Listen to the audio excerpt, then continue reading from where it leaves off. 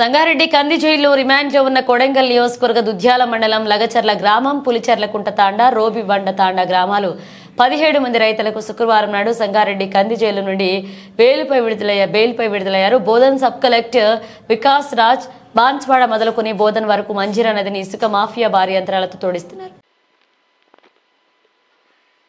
వీరికి గిరిజన సంక్షేమ సంఘం ఉమ్మడి మేదక్ జిల్లా అధ్యక్షులు జైపాల్ నాయక్, గిరిజన విద్యార్థి సంఘం ఉమ్మడి మేదక్ జిల్లా అధ్యక్షులు రాజేందర్ నాయక్ ఆధ్వర్యంలో పూలమాలలు వేసి స్వాగతం పలికారు.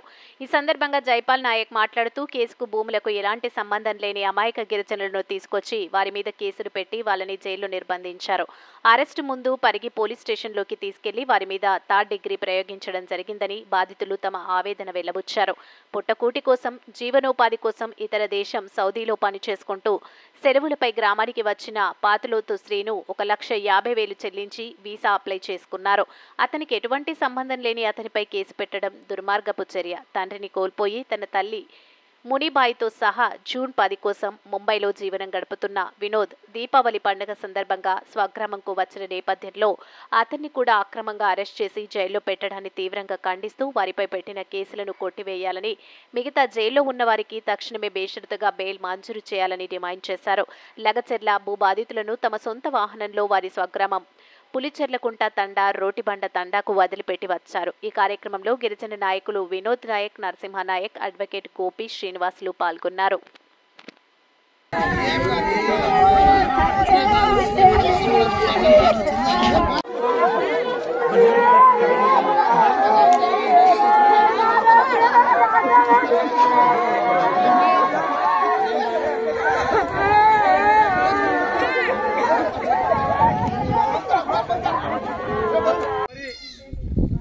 గత నెలలో జరిగినటువంటి కొడంగల్ నియోజకవర్గం దుద్యాల మండలం లగచర్ల గ్రామ పంచాయతీ పరిధిలో 5 తాండాలకు సంబంధించినటువంటి ఈ ఫార్మా కంపెనీ మీద జరిగినటువంటి భూసేకరణ విషయంలో అమాయక గిరిజనులను ఆక్రమంగా అరెస్టు చేసి జైల్లో పెట్టినటువంటి సంఘటనలో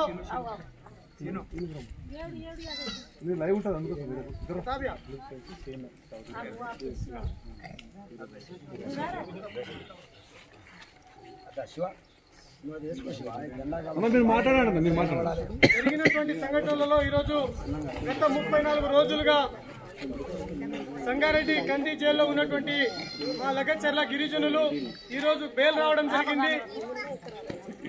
మరి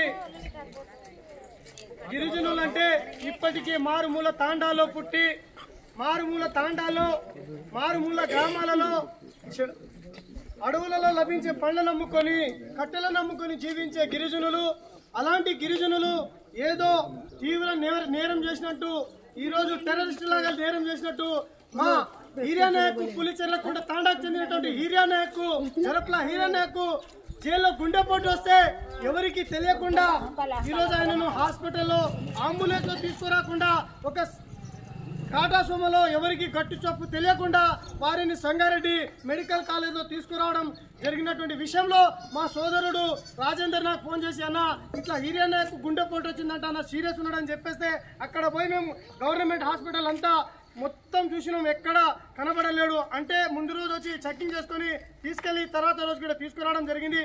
గుట్టు చప్పుడుగా మెల్లగా తీసుకొస్తారు. మేము దాన్ని చూసి అక్కడే ఆయనను బేడీలు తీసుకొని పోలీసులు తీసుకొస్తా విషయాన్ని నేను అక్కడే ఉండి పోలీసులు అప్పుడే మరి ఈరోజు బేడీలు తీసుకొని సంఖ్యలు పెట్టి ఒక గిరిజన రైతును ఈరోజు మీరు బేడీలు పెట్టి జైల్లో నుండి అంబులెన్స్ లోకి తీసుకురాకుండా ఈరోజు మామూలు బండిలో తీసుకొస్తారు. ఆయన ఏం నేరం చేసిందని చెప్పేసి బేడీలు పెట్టి ఈరోజు ఒక గిరిజన రైతును తీసుకొస్తారని చెప్పేసి ఆ రోజు ఆందోళన చేసిన అదే విషయం ఈరోజు రాష్ట్రం అంతటా వైరల్ అయి ఈరోజు మా గిరిజనులకు బెయిల్ వచ్చింది.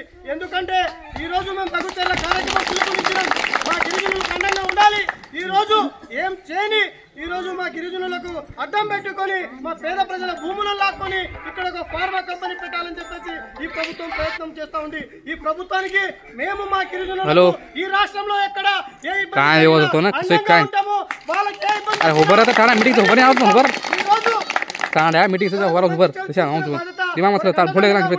కాపాడుకుంటామని చెప్పేసి చెప్పేసి ఆ రోజు నుంచి ఈ రోజు వరకు మా గిరిజనుల వెంట ఉండి పోరాడుతున్నాం. మరి ఈ విషయంలో లఘుచర్ల పిలుపునిచ్చినటువంటి సందర్భంలో మాకు ముందస్తు అరెస్టులు చేసి హౌస్ అరెస్టులు చేసి నిర్బంధాలు పెట్టి ఇబ్బందులు పెట్టి పోలీసులు ఇన్ని చేసిన మా సోదరుడు రాజేందర్ నాయక్, మా సర్పంచ్ వినోద్ నాయక్ ఈ రోజు లఘుచర్ల గ్రామానికి చేరుకొని బాధితులతో వారి కుటుంబ సభ్యులతో మాట్లాడారు.